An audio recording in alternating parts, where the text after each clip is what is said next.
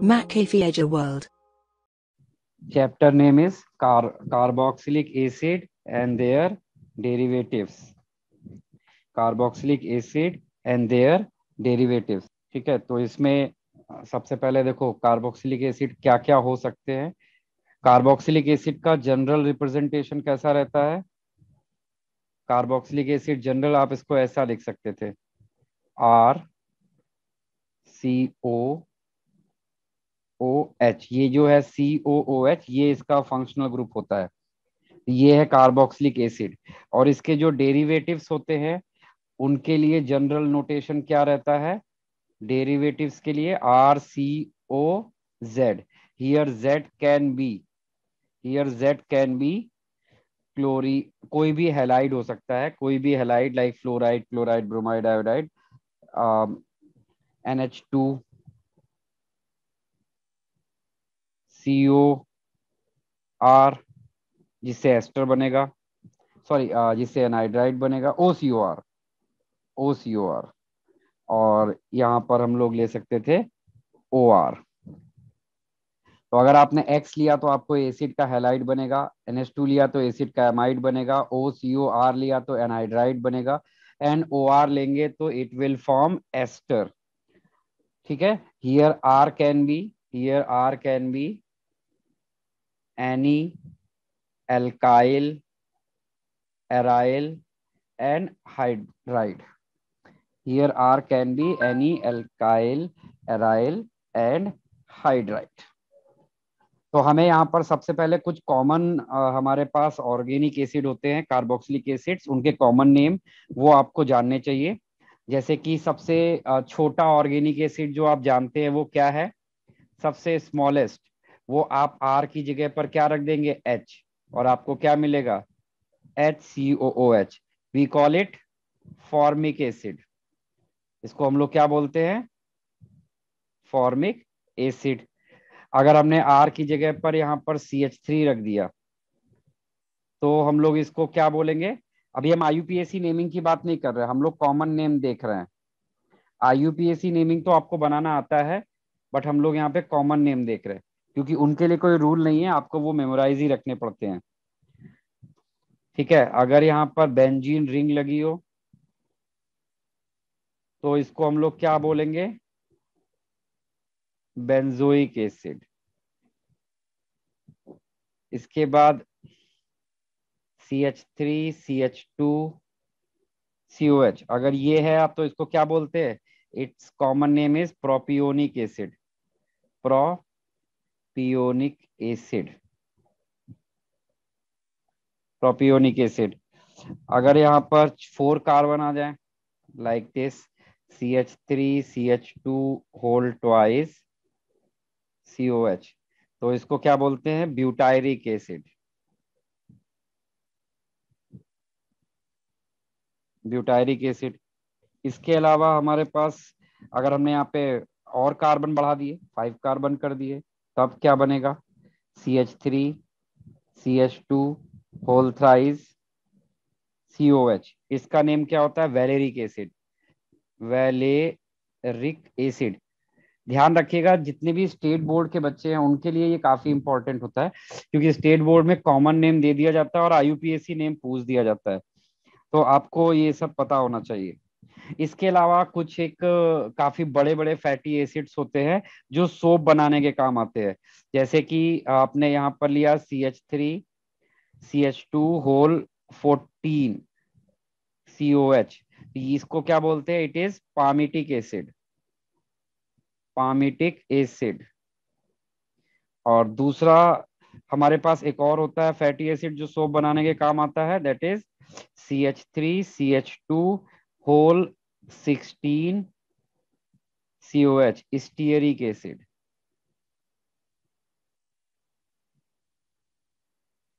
ठीक है, ये हमारे पास कुछ कॉमन कार्बोक्सिलिक एसिड है जिनके आपको कॉमन नेम्स वगैरह याद रखने हैं। मैं यहाँ पे IUPAC नेम डिस्कस नहीं कर रहा हूँ, क्योंकि ऐसा मैं अज्यूम करके चल रहा हूँ कि आप उसके बारे में पहले से ही जानते हैं। ठीक है, चलिए, तो अभी यहाँ पर आपको क्या करना है? हम लोग चैप्टर को दो पार्ट्स में स्टडी करेंगे। पहले हम लोग कार्बोक्सिलिक एसिड के बारे में कंप्लीटली स्टडी करेंगे, उसके प्रिपरेशन मेथड, उसकी प्रॉपर्टीज, और फिर हम लोग उनके डेरिवेटिव्स को वन बाय वन स्टडी करेंगे, उनके प्रिपरेशन और उनकी प्रॉपर्टीज के बारे में यहाँ पर पढ़ेंगे। ठीक है, किसी को कोई कंफ्यूजन तो नहीं है ना कोई? चलिए, नो सर। इसके बाद सबसे पहली अब हम लोग को कार्बोक्सिलिक एसिड का मेथड्स ऑफ प्रिपरेशन देखना है। Preparation method, methods of preparation. तो देखिए, इसके मेथड्स ऑफ प्रिपरेशन में आपको जो मैं मेथड बताने वाला हूँ वो सब आपके लिए बिल्कुल ऑलरेडी पहले से ही आप उनके बारे में अच्छी तरह से जानते हैं। कोई भी ऐसा कोई मैं बहुत खास नया मेथड नहीं बताने वाला हूँ, आपको उनके बारे में पूरी इंफॉर्मेशन है। तो जैसे कि फर्स्ट मेथड में नाम लिख रहा हूँ, आई थिंक आप पहले से जान जाएंगे, oxidation of alcohol, aldehyde, aldehydes and ketones. Oxidation of alcohol, aldehydes and ketones, इनके ऑक्सीडेशन से हम लोग कार्बोक्सिलिक एसिड प्रिपेयर कर सकते हैं। तो ये तो हम लोगों ने काफी डिटेल में पढ़ रखा है। अल्कोहल का ऑक्सीडेशन अगर स्ट्रॉन्ग ऑक्सीडाइजिंग एजेंट की प्रेजेंस में करेंगे तो वो एसिड बनाएगा। एल्डिहाइड को स्ट्रॉन्ग ऑक्सीडाइजिंग एजेंट के साथ ट्रीट कराएंगे तो भी वो कार्बोक्सिलिक एसिड बनाएगा। और कीटोन का विग्रस ऑक्सीडेशन करेंगे with the help of Popoff rule तो भी वो वहां पर कार्बोक्सिलिक एसिड प्रिपेयर करेगा। तो ये सब हम लोग पीछे डिस्कस कर चुके हैं। तो बस मैं यहाँ पर एक ही लाइन लिखना चाहूंगा, वो है refer from alcohol, ether, phenol and aldehyde ketone chapter, that's it. और इसमें कुछ भी नया मैं नहीं बताने वाला हूं क्योंकि सब आप पहले से ही जानते हैं। Now come to second reaction. Second reaction है फ्रॉम ग्रिग्नॉट रिएजेंट।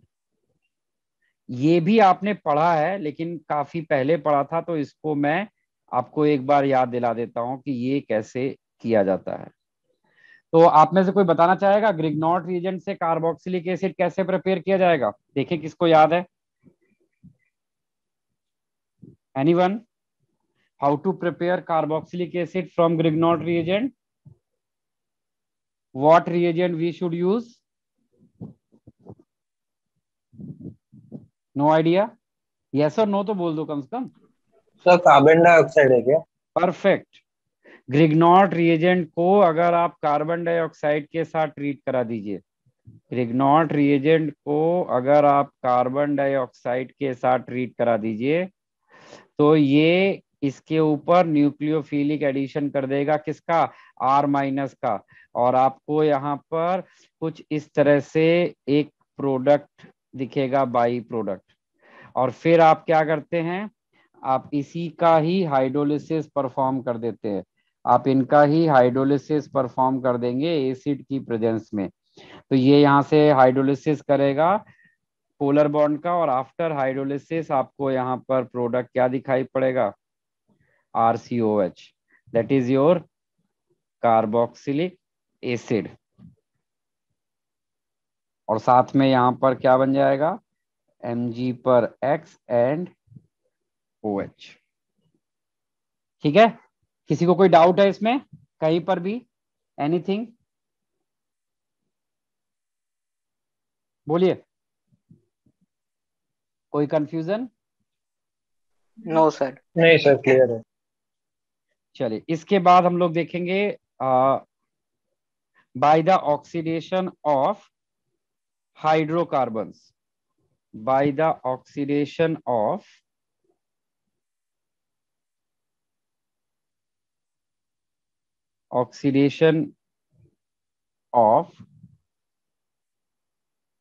हाइड्रोकार्बन्स। ठीक है, अब हाइड्रोकार्बन्स में आप किसको किसको बोल सकते हैं? Alkane, alkene. एल्केन को नहीं लेंगे यहाँ पर, यहाँ पर हम लोग किसको लेने वाले हैं? हम लोग एल्कीन को इंक्लूड कर रहे हैं, हम लोग एल्काइन को इंक्लूड करेंगे, और हम लोग यहाँ पर साइक्लो एल्कीन को इंक्लूड करेंगे। इनके ऑक्सीडेशन से हम लोग प्रिपेयर कर सकते हैं किसको? कार्बोक्सिलिक एसिड को। अब यहाँ पर आता है what are the possible reagents, what are the possible reagents. देखिए रिएजेंट्स तो आपके पास कई है, कोई एक रिएजेंट आपको यूज करना है। Strong oxidising agent, strong oxidising agent कौन कौन से, लाइक क्या क्या हो सकता है आपके पास strong oxidising agent? Hot acidic KMnO4, hot acidic K2Cr2O7,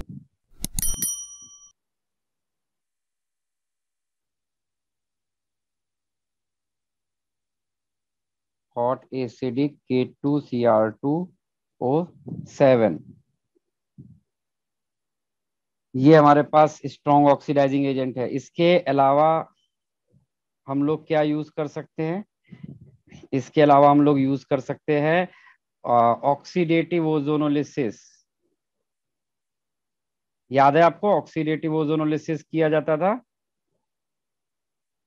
oxidative ozonolysis में भी आप एल्कीन एल्काइन इन सबको ऑक्सीडाइज कर सकते हैं। तो इनमें से कोई भी रिएजेंट ले लीजिए, मैं यहाँ पे आपको डायरेक्टली प्रोडक्ट बना के दिखाता हूँ। लाइक अगर मैंने यहाँ पर लिया हुआ है CH3 CH double bond CH2, ठीक है। अगर मैं इसको यहाँ पर कोई भी ऑक्सीडाइजिंग एजेंट ले लीजिए जो मैंने आपको ऊपर मेंशन किया है, उनमें से कोई भी लीजिए। तो देखिए ऑक्सीडेशन का कैसे किया जाता है, ऑक्सीडेशन करने के लिए आपको मेथड मैं बता रहा हूँ। अब मैं यहाँ पे सिर्फ ट्रिक पे काम करूंगा। आपको क्या करना है, आपको ये बॉन्ड कंप्लीटली ब्रेक कर देना है। कौन सा बॉन्ड कंप्लीटली ब्रेक कर देना है? ये कार्बन और कार्बन डबल बॉन्ड, ये पोलर बॉन्ड है, इसको ब्रेक कर दीजिए। कितने बॉन्ड तोड़े आपने दोनों साइड? 2 बॉन्ड। तो यहाँ पर क्या लग जाएगा? 2 OH, एक OH इधर लगेगा, एक OH इधर और एक OH इधर, क्योंकि हमने यहाँ पर कितने बॉन्ड तोड़े हैं? 2। तो जब भी ऑक्सीडेशन करते हैं तो हम दोनों साइड बॉन्ड तोड़ने के बाद OH ऐड कर देते हैं। तो अगर आप यहाँ पर ध्यान से देखेंगे, आपने क्या किया है, एक कार्बन पर 2 OH ऐड किया हुआ है। इस तरह से आप देखेंगे यहाँ पर एक कार्बन पे आपने 2 OH ऐड किया। और आपको पता है कि एक कार्बन पे अगर 2 OH है तो वो अपने आप क्या करेगा, यहाँ से वाटर रिलीज करेगा।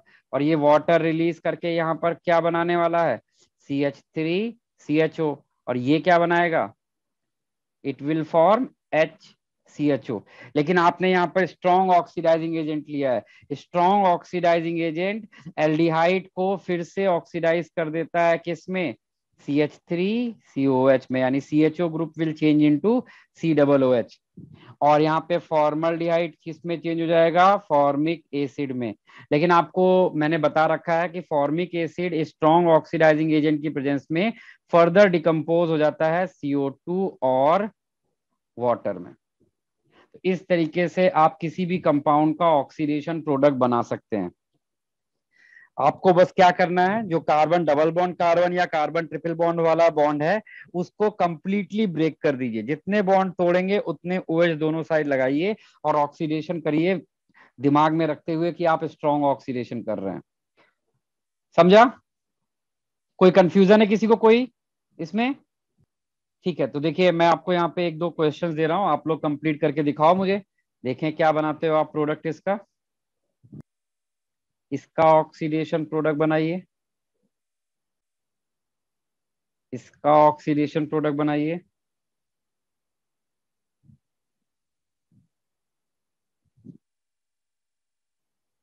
और इसका ऑक्सीडेशन प्रोडक्ट बनाइए। चलिए इन तीनों के प्रोडक्ट आपको लिखने हैं, राइट डाउन। सर सेकंड वाला नहीं आ रहा। सेकंड वाले में आप बेटा ऐसे बस 3 बॉन्ड तोड़ो ना यहाँ से।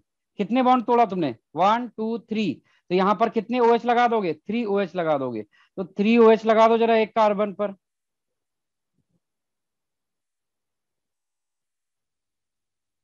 और जब आपके पास 3 OH होता है तो आप उसमें से क्या करते हैं, 2 OH तो आपका वाटर के फॉर्म में निकल जाएगा। तो वाटर के फॉर्म में निकलने के बाद ये क्या बनाएगा?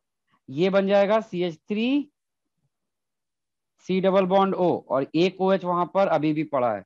तो यहाँ पर आपके दोनों साइड पे सेम ग्रुप था, तो 2 मोल्स ऑफ दिस बनेगा। समझा? हाँ सर। नहीं समझा अभी ये? सर समझा। ठीक, नेक्स्ट करो बाकी।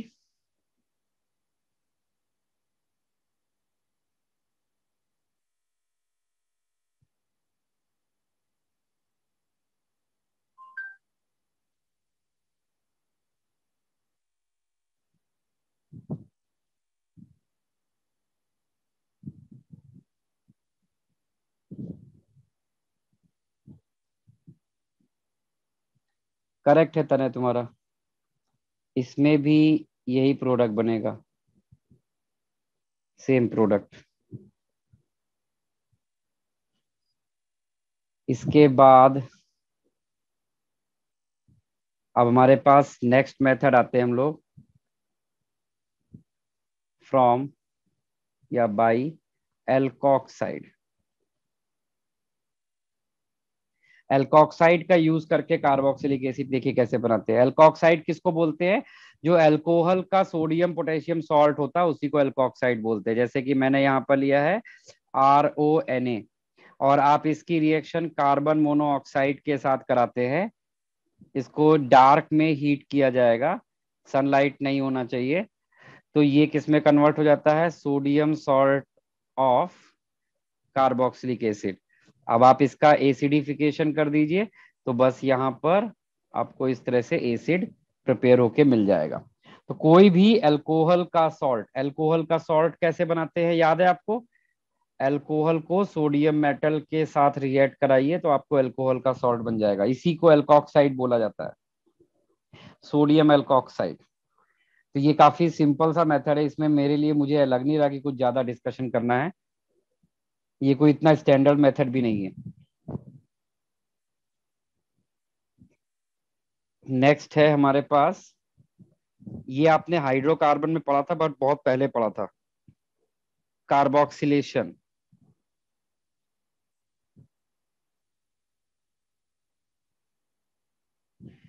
Carboxylation of alkene. तो कार्बोक्सिलेशन के लिए हम लोग रिएजेंट क्या यूज करते हैं? इसके लिए रिएजेंट होता है carbon monoxide plus water in presence of phosphoric acid. जैसे कि मैंने यहाँ पर लिया है CH2 डबल बॉन्ड CH2, इसको हम लोग रिएक्ट कराते हैं कार्बन मोनोऑक्साइड प्लस वाटर के साथ इन presence of H3PO4। 300 degree Celsius पर इसको हीट किया जाता है। तो ये क्या करता है, ये जो कार्बन डबल बॉन्ड कार्बन है इसमें से पाई बॉन्ड तोड़ेगा। ठीक है, आप ये जो CO+H2 है ना, इसको आप, ये मैं ट्रिक बता रहा हूँ, ये मैकेनिज्म नहीं है, ये ट्रिक है। CO और H2 को आप ऐसा लिख सकते थे HCOOH, और HCOH को आप इस तरह से डिसोशिएट कर लीजिए, H+ एंड COH माइनस। ठीक है, और फिर इस H+ और COH माइनस का मार्कोनिक ऑफ रूल से एडिशन कर दीजिए यहाँ पर। ये तो सिमेट्रिकल है, तो एक साइड पर H लगा दीजिए तो CH3 बन जाएगा, और दूसरे साइड पर आप क्या लगा दीजिए? COH लगा दीजिए, तो आपको ऐसा प्रोडक्ट दिखाई पड़ेगा। ठीक है, तो आपको यहाँ पे मार्कोनिक ऑफ रूल यूज करना है। तो अगर लेटेस्ट सपोज आपके पास एल्कीन ऐसी है, CH3 CH double bond CH2, asymmetrical alkene लिया गया और इसका कार्बोक्सिलेशन हम लोग करते हैं।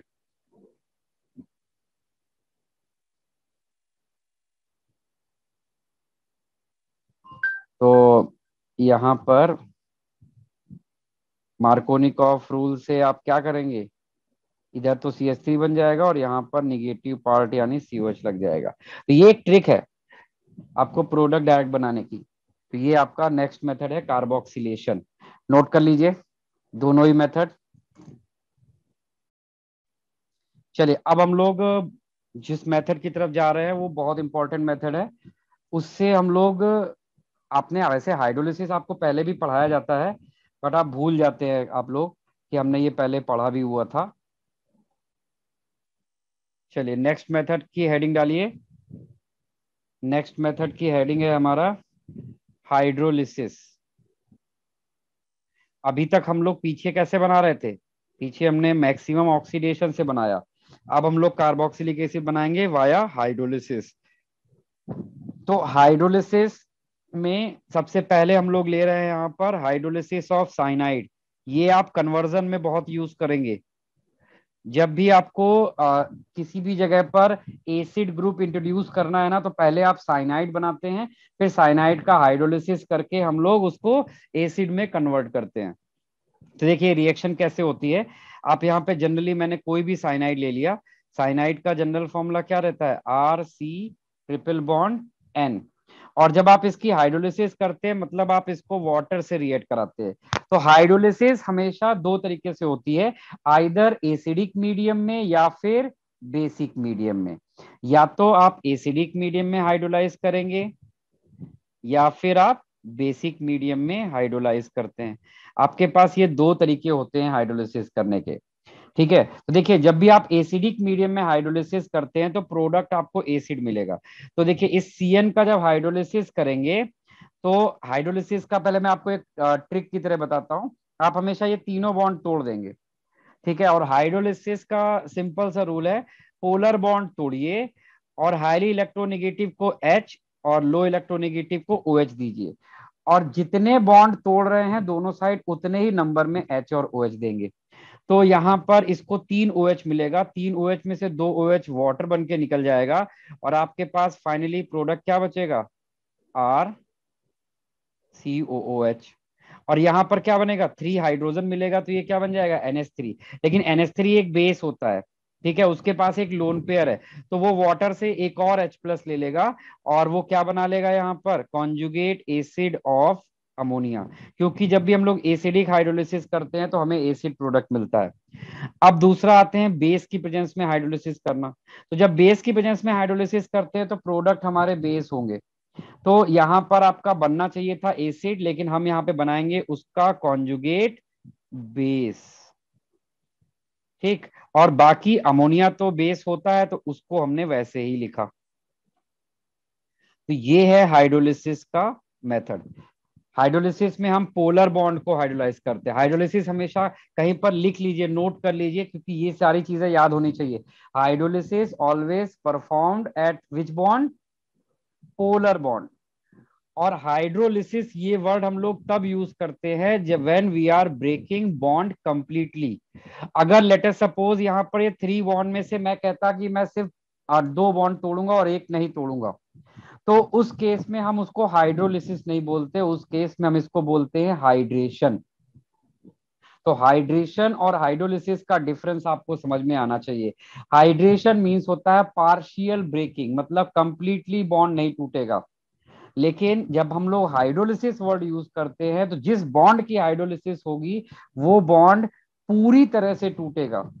और आफ्टर ब्रेकिंग ऑफ बॉन्ड एक एटम को हम H+ देंगे, दूसरे को OH। अब किसको H+ देंगे? जो ज्यादा इलेक्ट्रोनेगेटिव होगा। किसको OH देंगे? जो लो इलेक्ट्रोनेगेटिव होगा। किसी को कोई कंफ्यूजन है? जितना स्टेटमेंट मैंने बोला इसमें कोई डाउट है किसी को?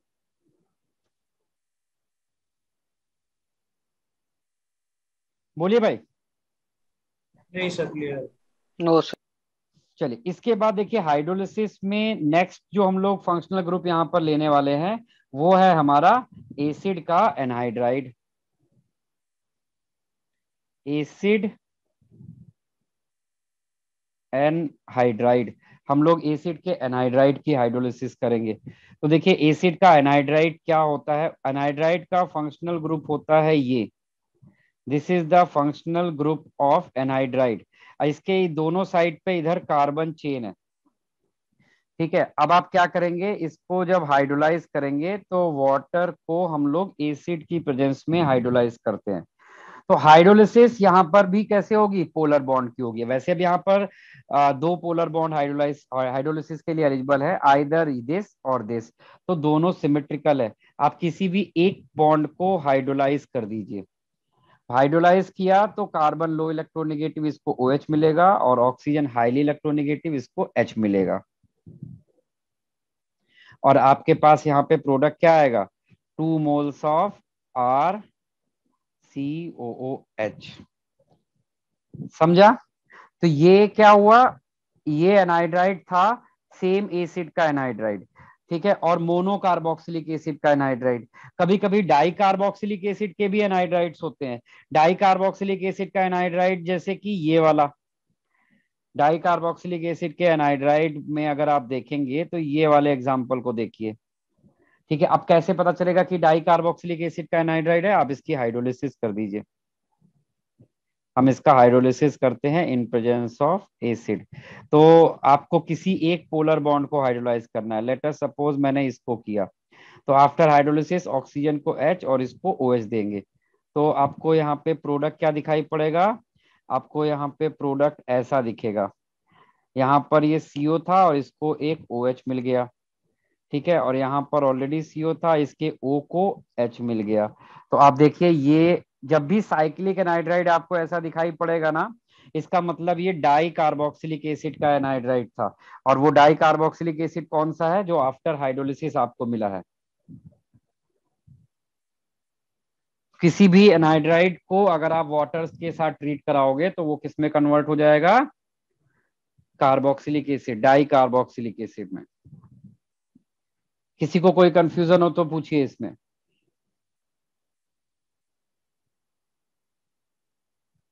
No sir. चलिए, थर्ड मेथड है हमारे पास, by the hydrolysis of acid chloride.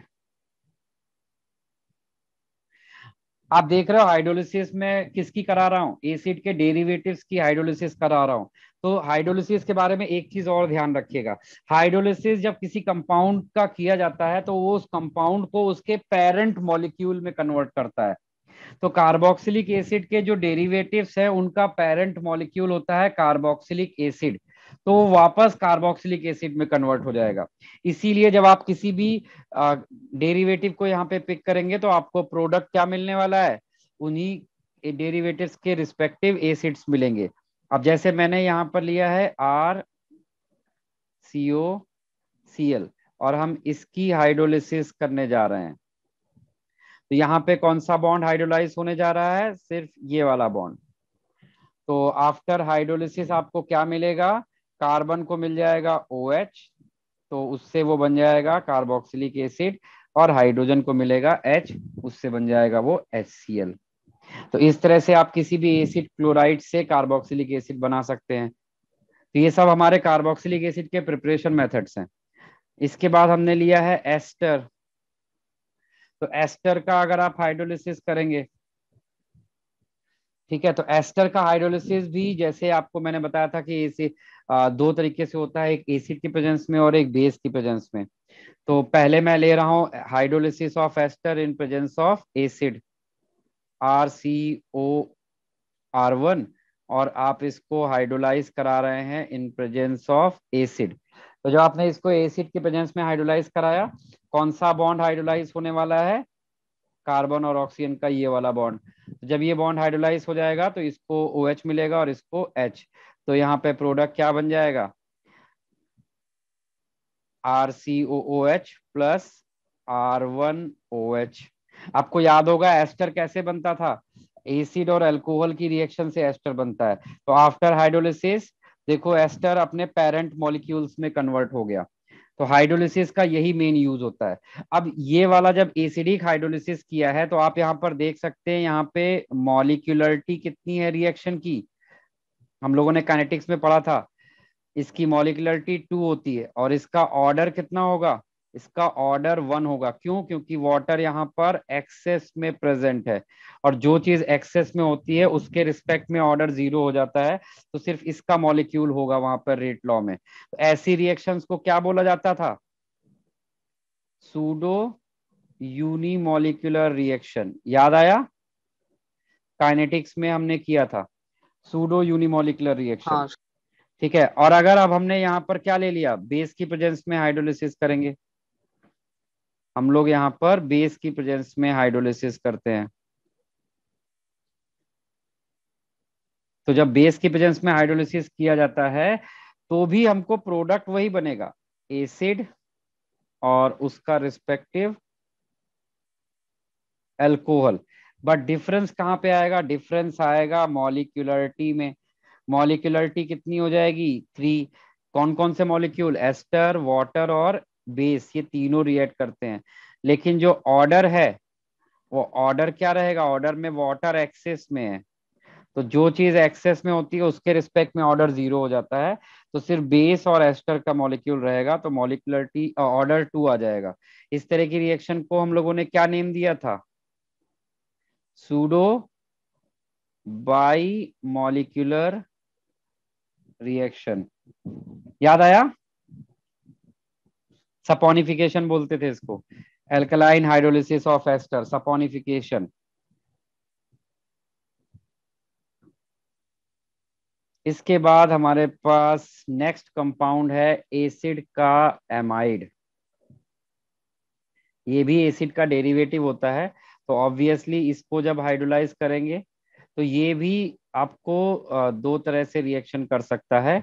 एक तो इन प्रेजेंस ऑफ एसिड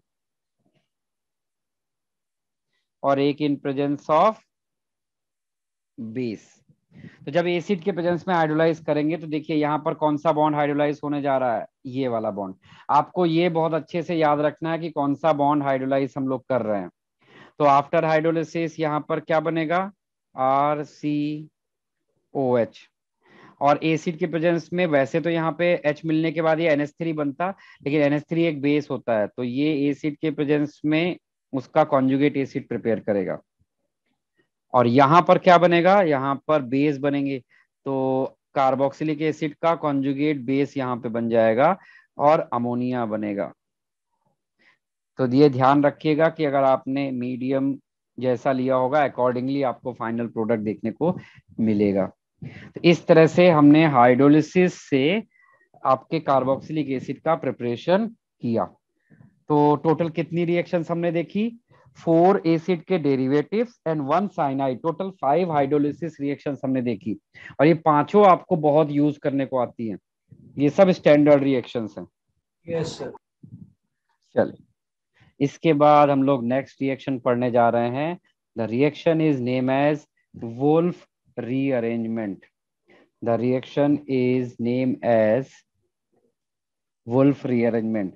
तो इस वुल्फ रीअरेंजमेंट के लिए हम लोग जो रिएजेंट यूज करते हैं वो होता है एसिड का क्लोराइड, एसिड क्लोराइड। और इस रिएक्शन को हम लोग वुल्फ रीअरेंजमेंट भी कहते हैं।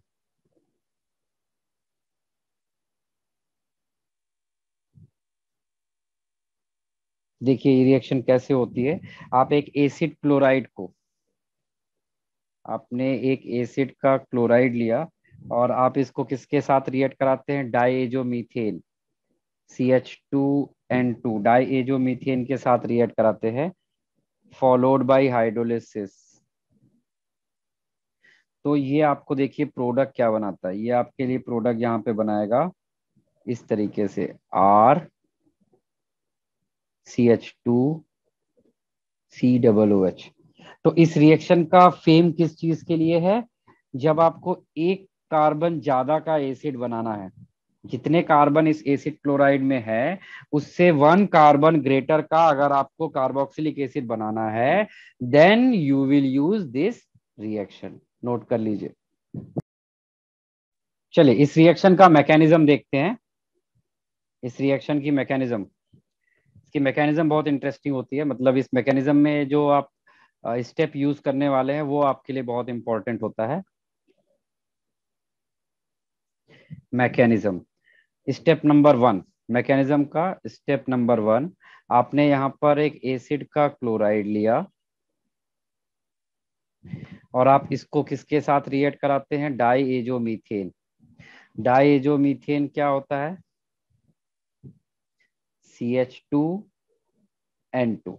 यहाँ पर ये कार्बन नाइट्रोजन में इसके ऊपर माइनस चार्ज होता है और इसके ऊपर प्लस चार्ज होता है, CH2-N2+। तो ये जो CH2- है ये एज अ इलेक्ट्रोफाइल इसके ऊपर अटैक करेगा।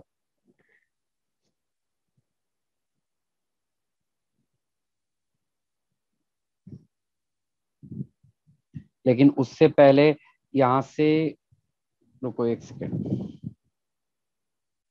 नहीं ठीक कर रहा था मैं, करेक्ट था। COCl, और हम लोग इसको ट्रीट कराते हैं किसके साथ में, CH2 माइनस N2 प्लस के साथ। तो ये CH2 minus as a nucleophile इस CO के ऊपर अटैक करेगा। जब ये इसके ऊपर अटैक करता है तो ये यहाँ पर आपको ऐसा दिखाई पड़ेगा, R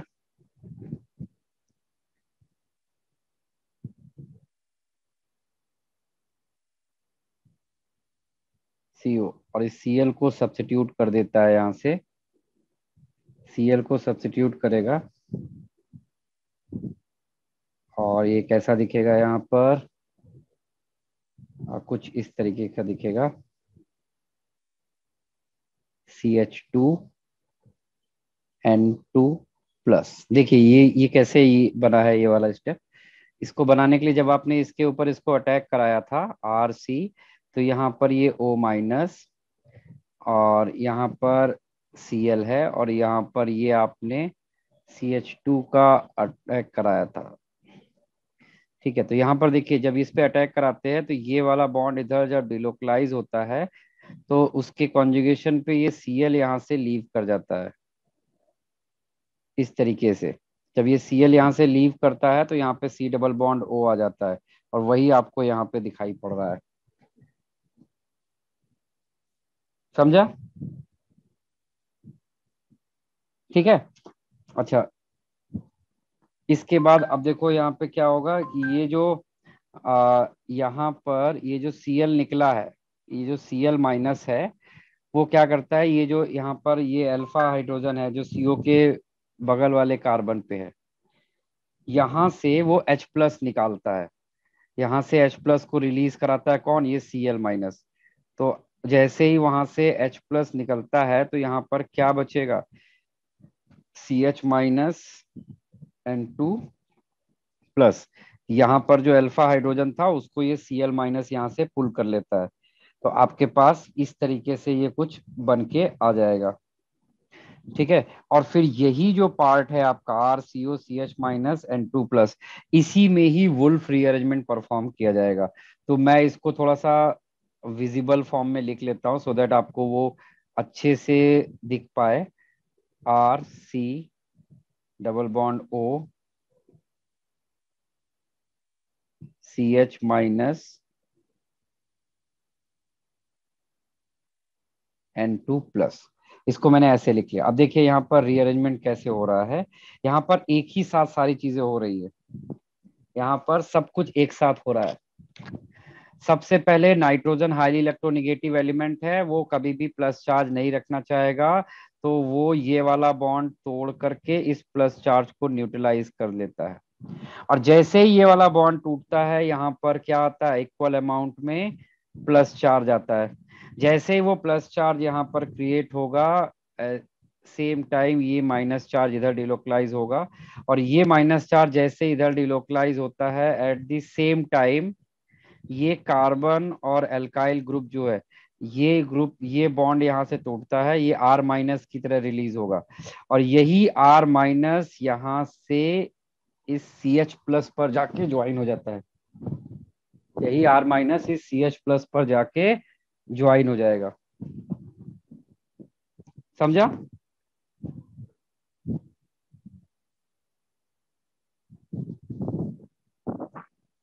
ठीक है,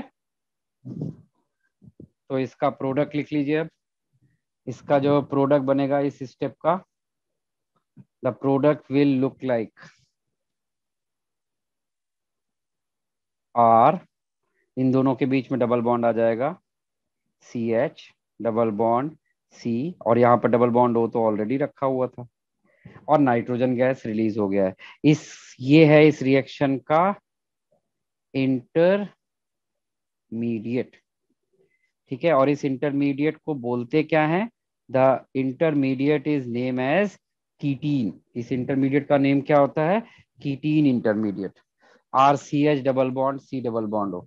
अब एक बार आपका इंटरमीडिएट बन गया, अब आपको ज्यादा कुछ नहीं करना है, सिंपली यहाँ पे हाइड्रोलिसिस परफॉर्म करनी है इस कीटीन का।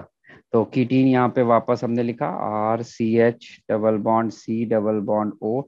तो यहाँ पर क्या करेंगे, हम इसको वाटर से हाइड्रोलाइज कराएंगे तो आपको पता है कि ये वाला बॉन्ड इधर डिलोकलाइज होगा, माइनस प्लस, और ये न्यूक्लियोफाइल यहाँ पर अटैक करेगा। तो जैसे ये न्यूक्लियोफाइल यहाँ पे अटैक करेगा तो आपको ऐसा देखने को मिलेगा, RCH प्लस O माइनस। इसको थोड़ा सा ओपन करके लिखते हैं तो ज्यादा अच्छा रहेगा।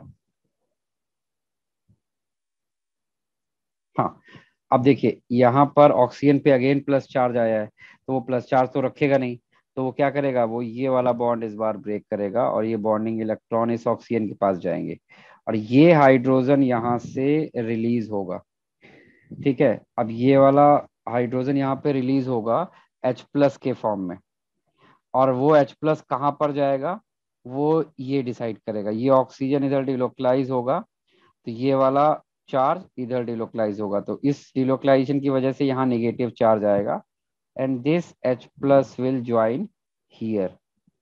तो आपको प्रोडक्ट बनेगा RCH2C डबल बॉन्ड OOH। यही आपका डिजायर्ड प्रोडक्ट था। इसी को बोलते हैं हम लोग वुल्फ रीअरेंजमेंट। ये जो रेड से मैंने दिखाया है इस रीअरेंजमेंट को बोलते हैं वुल्फ रीअरेंजमेंट। तो यही इसका एक्चुअली सबसे इम्पोर्टेंट पार्ट है, बाकी तो सब ऑब्वियस है, आप आसानी से खुद भी समझ सकते हैं, नोट कर लीजिए। चलिए अब देखिए इसी रिएक्शन में जो आपने कीटीन बनाया था ना, अभी कीटीन का हमने हाइड्रोलिसिस किया तो हमें एसिड मिल गया था। ठीक है, अगर आप उसी कीटीन को यहाँ पर ले लें,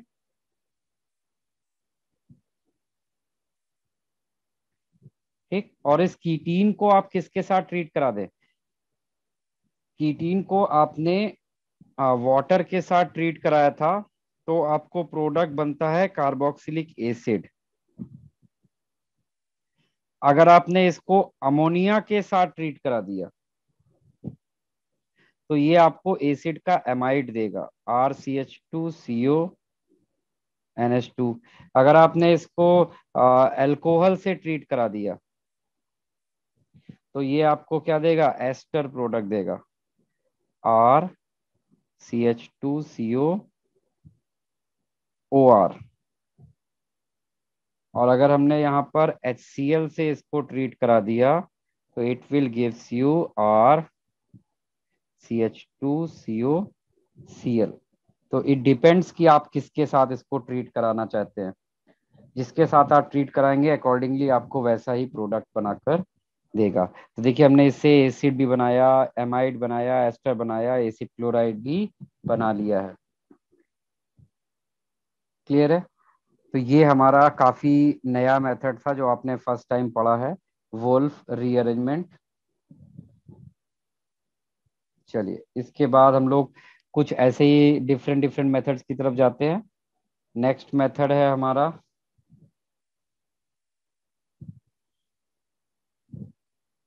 by oxidation of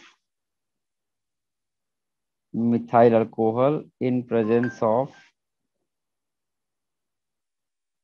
carbon monoxide.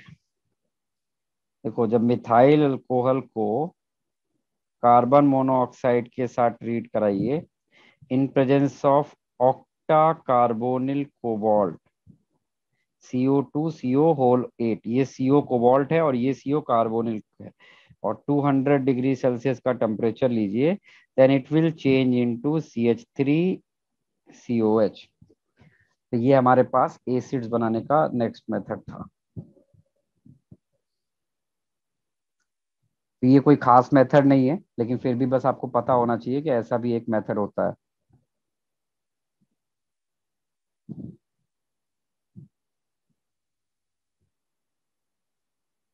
इसके बाद नेक्स्ट मेथड है, ये वाला बहुत इंपॉर्टेंट, मतलब आप इस पे क्वेश्चन देखेंगे तो जेई में जितने अटेम्प्ट अभी तक जेई में हुए हैं हर अटेम्प्ट में इस पे क्वेश्चंस देखने को मिला है, चाहे वो प्रीवियस के फरवरी अटेम्प्ट को देखिए, मार्च अटेम्प्ट देखिए, हर जगह इसका क्वेश्चन आया है, तो इसका क्वेश्चन आता ही आता है। नेक्स्ट है oxidation of alkyl benzene oxidation of alkyl benzene. तो एल्काइल बेंजीन, क्या सारे एल्काइल बेंजीन ये रिएक्शन देते हैं? नहीं। राइट डाउन, कंडीशन लिख लीजिए, यही सबसे इंपॉर्टेंट है। Presence of at least one alpha hydrogen atom. तो बेंजीन के रिस्पेक्ट में जो भी एल्काइल ग्रुप लगाया जाए उसके जो अल्फा कार्बन, अल्फा किसको बोलते हैं? बेंजीन का जो नेक्स्ट वाला कार्बन है, this is called alpha carbon. इसके पास मिनिमम वन हाइड्रोजन तो होना ही चाहिए। एक से ज्यादा है अच्छा है, एक होना ही चाहिए फॉर दिस रिएक्शन। तो इसके लिए हम लोग रिएजेंट क्या लेते हैं? इसका जो रिएजेंट हम लोग लेते हैं वो क्या होता है? वो हम लोग ले सकते हैं स्ट्रॉन्ग ऑक्सीडाइजिंग एजेंट। अब स्ट्रॉन्ग ऑक्सीडाइजिंग एजेंट में आपके पास बहुत सारे ऑप्शन है। हॉट KMnO4, एसिडिक और बेसिक, या फिर हॉट K2Cr2O7 या sodium dichromate in presence of acid. Either this और दिस, कोई एक रिएजेंट अगर आप लेंगे तो ये सिंपली जो ये अल्फा कार्बन है, ये रिएक्शन सिर्फ अल्फा कार्बन पे होती है, ध्यान रखिएगा, ये सिर्फ अल्फा कार्बन पे रिएक्शन होती है। तो ये क्या करेगा? इस अल्फा कार्बन को कार्बोक्सिलिक एसिड में ऑक्सीडाइज कर देता है। अब यहाँ पर इस अल्फा कार्बन के अलावा हो सकता है इनफाइनाइट नंबर ऑफ यहाँ पे और भी कार्बन चेन लगी हो, ये उन सब को CO2 और वाटर में ऑक्सीडाइज कर देगा। सिर्फ alpha carbon will change into COOH, और बाकी सब किस में चेंज हो जाएगा? बाकी सब का सब चेंज हो जाएगा कार्बन डाइऑक्साइड और वाटर में। समझा? ये पॉइंट समझा जो मैंने अभी बताया? किसी को कोई कंफ्यूजन है इस पॉइंट में तो पहले पूछो। सर एक बार रिपीट कर सकते हो? हाँ, मैंने ये बोला कि विद रिस्पेक्ट टू बेंजीन जो अल्फा कार्बन है इसके पास एटलीस्ट वन हाइड्रोजन चाहिए फॉर दिस रिएक्शन, और आफ्टर रिएक्शन ये जो अल्फा कार्बन है that will change into COOH यानी carboxylic group.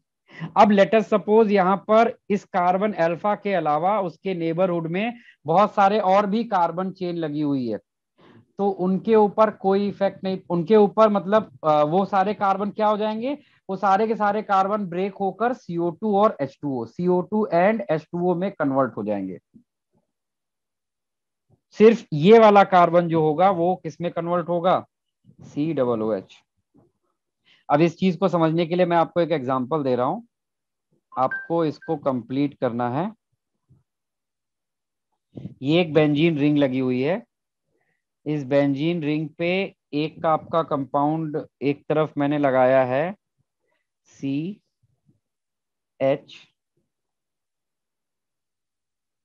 CH2, C, CH3, CH3, और इधर पे मैंने कोई भी कार्बन चेन लगा दीजिए, कोई फर्क नहीं पड़ता, कितनी भी बड़ी लगा दीजिए। मैंने तो बोला ना आपसे, infinite number of carbon chain भी लगा देंगे तो भी कोई फर्क नहीं पड़ेगा। यहाँ मैंने लिया है CH2, CH3, और नीचे मैंने क्या लगाया है? CH3, CH3, CH3। आपको इस कंपाउंड का ऑक्सीडेशन करना है।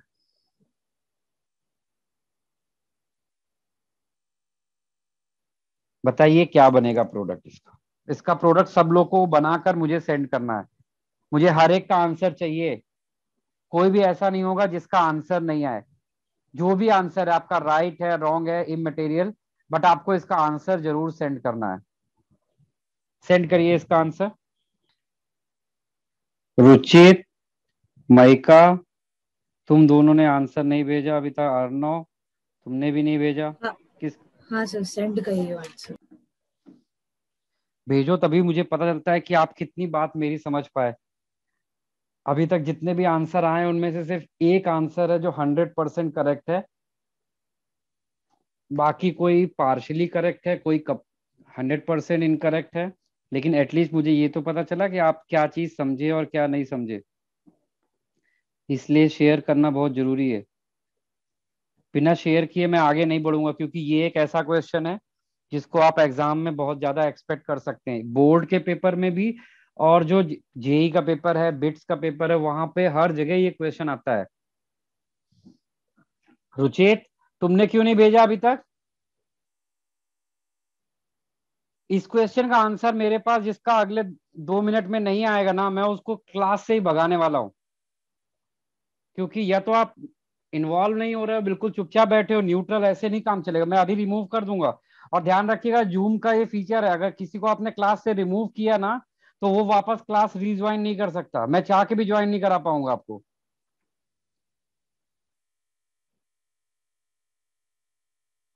मैं बस 2 मिनट और वेट करूंगा, बस इससे ज्यादा नहीं। 2 मिनट के बाद छुट्टी आपकी। देखो, केवल एक बच्चे ने सही किया। मैं फिर से एक बार अपना स्टेटमेंट वापस से रिपीट करता हूँ। मे भी हो सकता है कि शायद आप तक पूरी तरह से बात पहुंची नहीं। मैंने ये बोला था कि this reaction is reaction of alpha carbon which has at least one alpha hydrogen atom. ठीक है। और अगर वहां पर उसके अलावा बाकी कार्बन और भी हैं तो उनका क्या होगा? तो आपको ध्यान रखना है कि जो सिर्फ अल्फा कार्बन है that will change into COH, and remaining all carbon will change into carbon dioxide and water. Remaining all carbon will change into carbon dioxide and water. ठीक है, ये चीज मैंने बोली थी। अब जरा इस वाले ऊपर वाले ग्रुप को देखिए जरा। ऊपर वाले ग्रुप में अगर आप देखेंगे कि ये है अल्फा कार्बन, इसके पास एक अल्फा हाइड्रोजन है, इसका मतलब ये वाला रिएक्शन में पार्टिसिपेट करेगा। तो जब ये रिएक्शन में पार्टिसिपेट करेगा तो क्या प्रोडक्ट बनाएगा?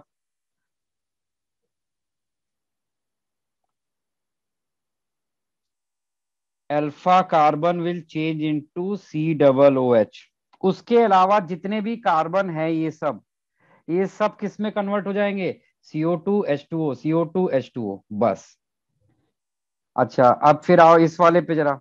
यहां पर देखो, ये भी अल्फा कार्बन है। तो ये अल्फा कार्बन अगर यहाँ पर है तो इसके पास 2 हाइड्रोजन है, हमें मिनिमम एक चाहिए। एक से ज्यादा है तो हमें कोई प्रॉब्लम नहीं है।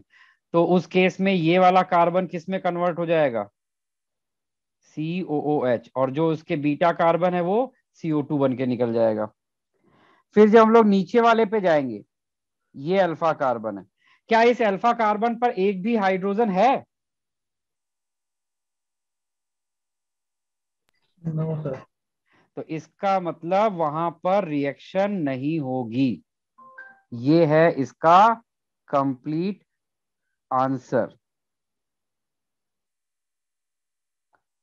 ये है इसका कंप्लीट आंसर।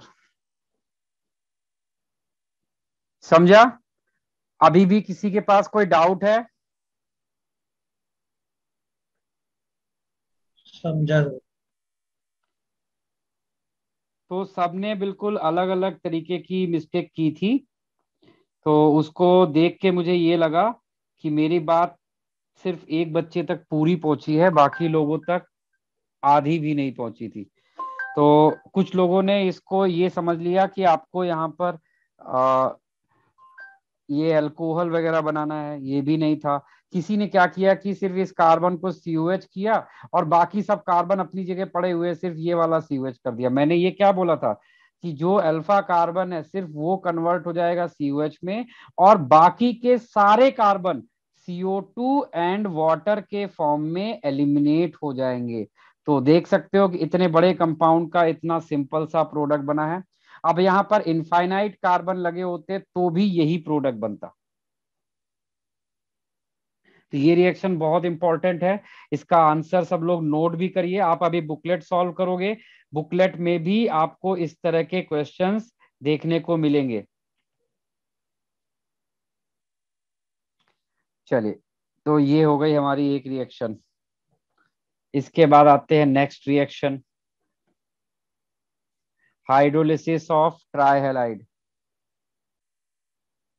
कोई भी ट्राई हैलाइड ले लीजिए, जैसे कि आपने लेटर सपोज क्लोरोफॉर्म ले लिया, क्योंकि वेल नोन ट्राई हैलाइड तो आपके पास यही है, क्लोरोफॉर्म। और इस क्लोरोफॉर्म को अगर आप एक्वस KOH के साथ में रिएक्ट करा दीजिए, तो ये एक्वस KOH का काम क्या होता है, Cl को सब्स्टिट्यूट कर देता है किससे, OH से। अब एक कार्बन पर एक से ज्यादा OH है, तो इसमें से दो OH जो है वो तो H2O बन के निकल जाएंगे, और बाकी आपके पास क्या बचेगा यहाँ पर, HCOOH। तो इस तरीके से आप कोई भी ट्राई हैलाइड अगर लेंगे तो आपको इस तरह से यहाँ पर ये प्रोडक्ट बनाकर देगा।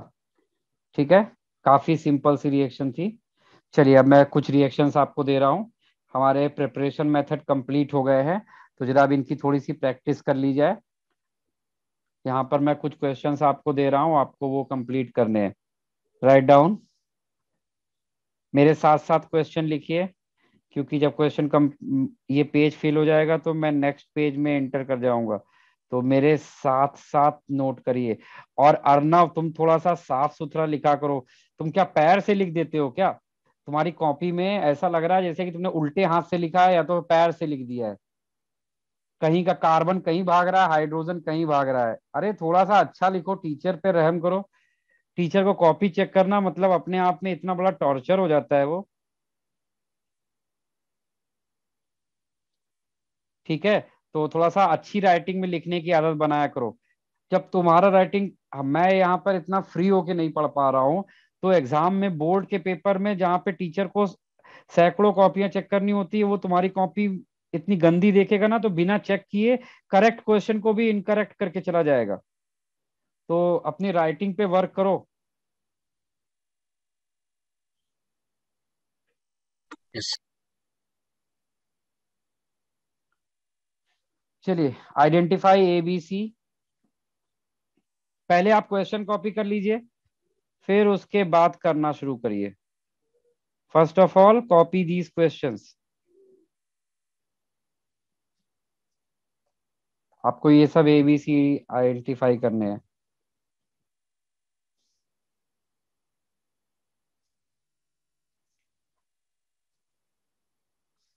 मेरे साथ साथ कॉपी करो, क्योंकि बस ये पेज फिल हो गया, मैं नेक्स्ट पेज में एंटर करने वाला हूँ। तो जैसे मैं नेक्स्ट पेज में जाऊंगा तो आपका ये छूट जाएगा, इसलिए मेरे साथ साथ पहले क्वेश्चन कॉपी कर लीजिए।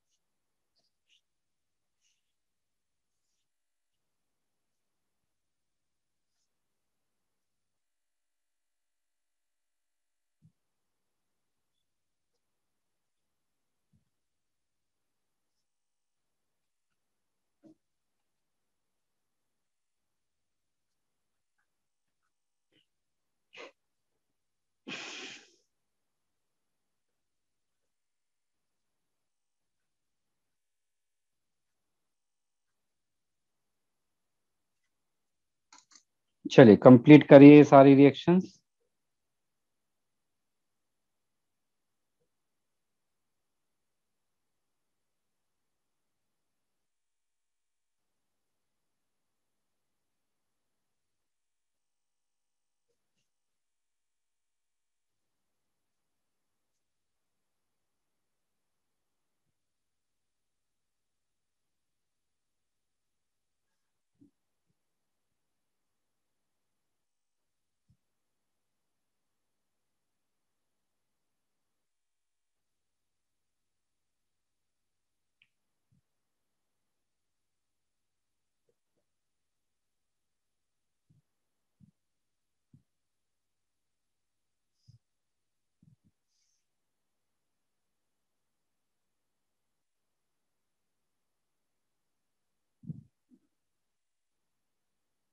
सर एक बार फोर्थ रिएक्शन लिखा है ना।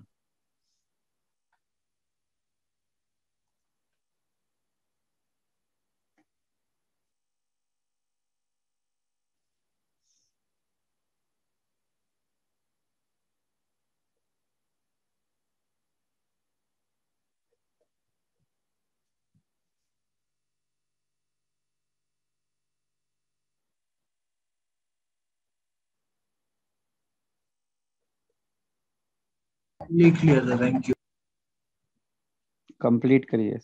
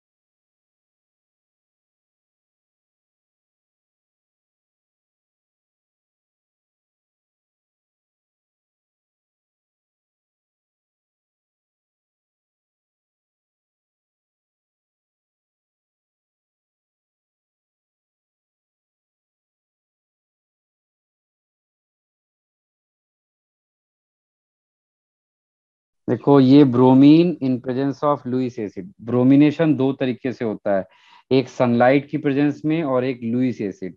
जब सनलाइट होता है तब एल्काइल ग्रुप के ऊपर रिएक्शन होती है, और जब लुईस एसिड होता है लाइक आयरन, आयरन एक लुईस एसिड है, तो ये रिएक्शन रिंग पे करेगा। तो यहाँ पर प्रोडक्ट क्या बनेगा, यहाँ पर ये 3 मिथाइल ग्रुप लगे हुए हैं और यहाँ पर ब्रोमिनेशन हो जाएगा। तो रिएक्शन रिंग के ऊपर होगी क्योंकि लुईस एसिड लगा है। अगर सनलाइट होता तब CH3 पर होती और CH2Br बनता। फिर मैग्नीशियम ईथर लेंगे तो यहाँ पर MgBr लग जाएगा, ग्रिग्नॉट रीजन बन जाएगा। और ग्रिग्नॉट रिएजेंट को जब H+ यानी एक्टिव हाइड्रोजन के साथ रिएक्ट कराते हैं तो वो MgBr हटा के वहां पर क्या लगा देता है, हाइड्रोजन लगा देगा, और आपको प्रोडक्ट ऐसा दिखाई पड़ेगा। This this will be the product. ये है फर्स्ट क्वेश्चन। किसी को कोई कुछ डिस्कशन करना है इसके ऊपर? और सर अगर उसमें वो Br2 और सनलाइट होता तो वो हाँ, हर CH पे अटैक करता है या सिर्फ एक वो पे? कथ सबके ऊपर भी कर सकता है और आप किसी एक के ऊपर भी करा सकते हैं। वो आपको क्वेश्चन से जज करना पड़ेगा कि क्वेश्चन में इसने कुछ मेंशन नहीं किया है कि कितना दिया है, तो रिएक्शन तीनों पे भी हो सकती थी, किसी एक पर भी हो सकती थी। तो जब कुछ नहीं दिया है तो शुरुआत में आप किसी एक पर लेके चलिए, फिर आगे जैसे जैसे रिएक्शन होती जाएगी आपको रिएजेंट से पता चलता जाएगा कि आपको तीनों पे रिएक्शन करानी थी कि किसी एक पर। यस। ठीक है, जब भी कुछ ना दिया हो तो आप 1 अज्यूम करके चलो और 1 के अकॉर्डिंग प्रोडक्ट बना दीजिए। फिर सेकेंड वाली रिएक्शन में देखो अगेन मैग्नीशियम ईथर है, तो ये यहाँ पर क्या करेगा, Br जो है उसकी जगह पर MgBr आ जाएगा।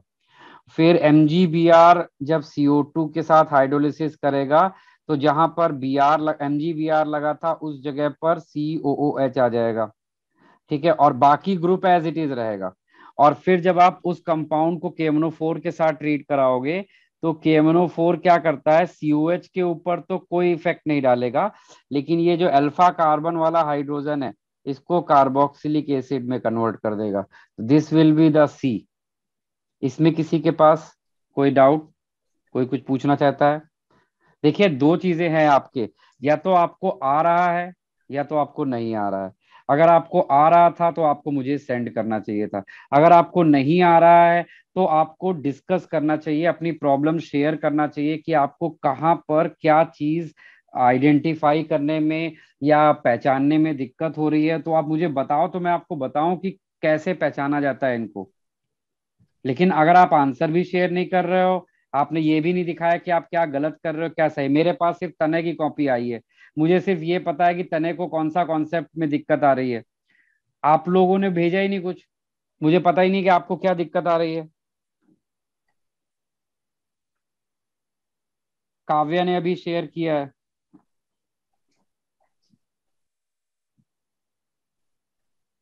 काव्या का सेकंड वाला क्वेश्चन बिल्कुल सही था, गुड, शाबाश। अब देखो ये वाली रिएक्शन में ये क्या है, ये डाईईन है, कॉन्जुगेटेड डाईईन। कॉन्जुगेटेड डाईईन जब HBr के साथ रिएक्ट करता है तो 1,4 एडिशन करता है, 1,4 एडिशन, और 1,4 एडिशन में प्रोडक्ट ये बनता है। और फिर इसको जब मैग्नीशियम ईथर से रिएक्ट करेंगे तो यहाँ पर MgBr लग जाएगा। फिर जब CO2 के साथ रिएक्ट करेंगे तो यहाँ पर CO2 लग जाएगा। This will be the product. तो अगर आपने 1,2 एडिशन कराया होगा, 1,2 एडिशन ध्यान रखिएगा। कुछ भी अगर नहीं दिया है ना कि रिएक्शन काइनेटिकली कंट्रोल्ड है या थर्मोडायनेमिकली कंट्रोल्ड है, अगर कोई ऐसी इंफॉर्मेशन नहीं दी है तो बाय डिफॉल्ट आप हमेशा 1,4 एडिशन कराते हैं इन केस ऑफ कॉन्जुगेटेड डाईईन्स।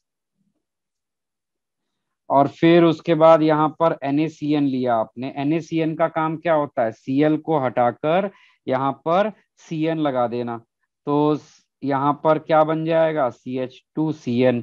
और फिर जब आप हाइड्रोलिसिस करेंगे तो हाइड्रोलिसिस के बाद जो CH2CN था वो CH2COOH बन जाएगा, और जो N है वो N will change into NH4+। तो ये इसमें दो प्रोडक्ट बनेंगे। फोर्थ क्वेश्चन में। NH4 प्लस, एसिडिक मीडियम में NH4 प्लस बनता है। तो यहाँ पर H3O प्लस लिखा है। H3O प्लस क्या होता है? H3O plus is H2O in presence of H plus, इसी को आप कलेक्टिवली लिखते हैं H3O प्लस। यानी आपको एसिडिक कंडीशन का प्रोडक्ट लिखना था। काव्या ने दोनों प्रोडक्ट दिखा दिए, एसिडिक भी बेसिक भी। अब जो मुझे चाहिए होगा, उसने सोचा होगा, वो अपने आप खुद ही चेक कर लेंगे। चलो ठीक है, तो यहाँ पर हाइड्रोजन साइनाइड लिया। अब ये क्या है? कीटोन। कीटोन पे हाइड्रोजन साइनाइड लेंगे तो ये साइनोहाइड्रिन बनाता है। यानी कार्बन के ऊपर क्या लगा देगा? OH और CN। और फिर जब आप हाइड्रोलिसिस करेंगे तो ये CN को क्या कर देगा? COH में कन्वर्ट कर देगा। OH अपनी जगह है और CN की जगह पर आ जाएगा COH। अब कॉन्सेंट्रेट H2SO4, कॉन्सेंट्रेट H2SO4 क्या करता है? अल्कोहल को डिहाइड्रेट कर देता है। तो अगर मैं यहाँ पर प्रॉपरली पूरा कंप्लीट फॉर्मूला लिखूं इसका, तो ये ऐसा है। तो अगर इसका डिहाइड्रेशन किया जाएगा तो ये आफ्टर डिहाइड्रेशन आपको क्या देगा? CH2 double bond COH CH3, ये एल्कीन मिलेगी। अब इस एल्कीन का आपको यहाँ पर एंटी मार्कोनिकॉफ रूल से एडिशन करना है वाटर का। तो एंटी मार्कोनिकॉफ रूल से जब इसका एडिशन करेंगे आप वाटर का इसमें,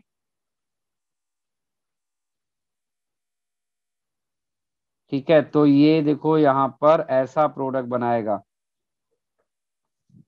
CH single bond, CH single bond, यहाँ पर क्या आ जाएगा? CH2OH। और ये देखो यहाँ पर सेकंड, ये हाइड्रोबोरेशन HBO है। HBO में बस खाली यहाँ पर देखो हाइड्रोजन पेरोक्साइड की जगह पे एस्टिक एसिड दे दिया। अगर हाइड्रोजन पेरोक्साइड की जगह एस्टिक एसिड होता है तो OH की जगह पर आप बस यहाँ पर H लगा देंगे, बाकी सब एज इट इज रहेगा, बाकी कोई भी चेंज नहीं आएगा। सिर्फ OH की जगह पर आपको क्या कर देना है? H लगा देना है, and product will be this. फिर यहाँ पर ये तो बहुत आसान रिएक्शन थी भाई, देखें ये तनय ने सही किया था या नहीं। काव्या तुमने सिर्फ 5 क्वेश्चन का आंसर भेजा, बाकियों का? एक सेकंड से भेज रही हूँ।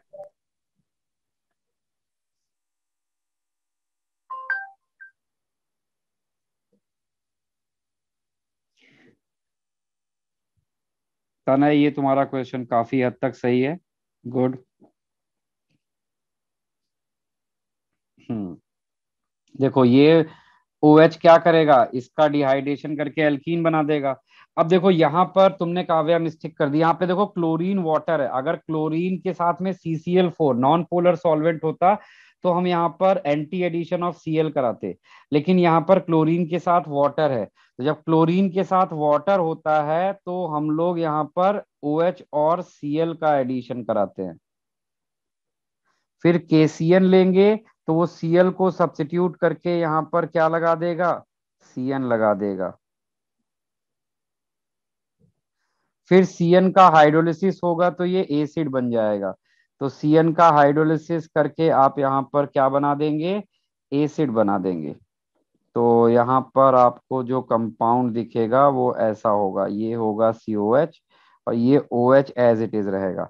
अब यहाँ पर देखो K2Cr2 7 है एसिडिक मीडियम में, तो ये अल्कोहल को ऑक्सीडाइज करेगा और 2 डिग्री अल्कोहल है इसलिए उसको किस में कन्वर्ट कर देगा? कीटोन में। ठीक है, लेकिन ये ई नहीं है, यहाँ पर हीट भी किया गया है। तो जब हम लोग हीट करते हैं ना, तो ये देखो ये अल्फा कार्बन है और ये बीटा कीटो एसिड है। बीटा कीटो एसिड को जब हीट किया जाता है तो वो CO2 एलिमिनेट करता है, और आफ्टर एलिमिनेशन ऑफ CO2 सिर्फ यहाँ पर CO बचेगा, और ये CO2 निकल जाएगा और H यहाँ से जुड़ जाएगा। तो आपको फाइनल प्रोडक्ट है साइक्लोपेंटेनोन।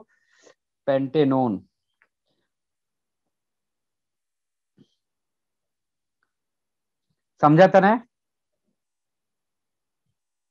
तुमने तुमने बस खाली लास्ट में ऑक्सीडेशन किया है तो OH का OH कैसे रह गया? OH से तो पहले वो कीटोन बनेगा, लेकिन ये बीटा कीटो एसिड है। बीटा कीटो एसिड को जब हीट करते हैं तो CO2 एलिमिनेट होता है। अब ये वाली रिएक्शन देखो 7th, यहाँ पे कंट्रोल्ड हाइड्रोलिसिस करना है। कंट्रोल हाइड्रोलिसिस करने का मतलब होता है कि यहाँ पर दो ग्रुप है जिनका हाइड्रोलिसिस हो सकता है, इनमें से जो ज्यादा रिएक्टिव होगा सिर्फ वही हाइड्रोलाइज होगा, यही है कंट्रोल हाइड्रोलिसिस का मतलब। यानी आपको सिर्फ किसको हाइड्रोलाइज करना है यहाँ पर, acid chloride. Acid chloride is more reactive than ester, तो यहाँ पर क्या होगा, सिर्फ ester sorry acid chloride will hydrolyse and it will convert into COH, और बाकी का सब कुछ एज इट इज वहां पर पड़ा रहेगा। समझा? अब देखो यहाँ पर ये सिल्वर नाइट्रेट क्यों दिया है। सिल्वर नाइट्रेट, सिल्वर नाइट्रेट के साथ में जब इसको रिएक्ट कराएंगे तो ये silver salt of carboxylic acid बना लेगा। क्या बना लेगा? Silver salt of carboxylic acid, जो एसिड वाला पार्ट होगा, बाकी एजर वाले पे कोई फर्क नहीं पड़ेगा। अच्छा, फिर देखो Br2CCl4 लिया है। आपको याद है अल्काइल हैलाइड में हमने एक रिएक्शन पढ़ी थी, बोरोडीन हंसडिकर रिएक्शन। वो रिएक्शन कौन करता था? Silver salt of carboxylic acid जब Br2CCl4 से रिएक्ट करता था तो RBr बनाता था। यानी ये पूरा ग्रुप हटाकर इसकी जगह क्या लग जाएगा, यहाँ पर Br लग जाएगा। तो फाइनल प्रोडक्ट आपको बनेगा कुछ ऐसा, COOET CH2 होल ट्वाइस, और ये पूरा COH ग्रुप यहाँ से एलिमिनेट होके इसकी जगह लग जाएगा यहाँ पर Br। और आप सोडियम ईथर लेंगे तो इसकी कपलिंग हो जाएगी। तो आफ्टर कपलिंग आपको क्या मिलेगा, यहाँ पे ये 4 कार्बन और इधर पे ये COOET और इधर से भी ये COOET, वुड्स रिएक्शन हो जाएगी। समझा? अच्छा, अब नीचे आते हैं, इस वाले में देखिए क्या हुआ। यहाँ पर COCH3 NaOI, NaOI क्या होता है? NaOI इज आइडोफॉर्म टेस्ट का रिएजेंट। तो ये एक अल्फा कार्बन है, इस पे 3 हाइड्रोजन है, तो ये यहाँ पे आइडोफॉर्म बनाएगा CHI3। और CHI3 जब सिल्वर मेटल के साथ रिएक्ट करता है तो ये AgI बनाता है और साथ में CH ट्रिपल बॉन्ड CH बनाता है। क्लोरोफॉर्म रिवाइज करिएगा, आपको ये रिएक्शन मिल जाएगी। और जब किसी भी टर्मिनल एल्काइन को सोडियम मेटल के साथ रिएक्ट कराते हैं तो ये क्या बनाता है, ये सोडियम सॉल्ट बनाता है उस टर्मिनल एल्काइन का। और फिर टर्मिनल एल्काइन का ये जो पार्ट है ये एज अ न्यूक्लियोफाइल, ये जो पार्ट है ये पूरा एक न्यूक्लियोफाइल की तरह वर्क करेगा। और ये न्यूक्लियोफाइल ग्रिग्नॉट रीजन जैसे काम करता है ना, कार्बन डाइऑक्साइड पे अटैक करके, तो ये यहाँ पे प्रोडक्ट बनाएगा ऐसा CH ट्रिपल बॉन्ड COOH। और कोई भी टर्मिनल एल्काइन जब रेड हॉट ट्यूब से पास होता है तो वो एरोमेटाइज होके बेंजीन रिंग में कन्वर्ट हो जाता है, और उसमें जो एल्काइल ग्रुप लगा होता है वो 135 पोजीशन पर प्लेस हो जाता है।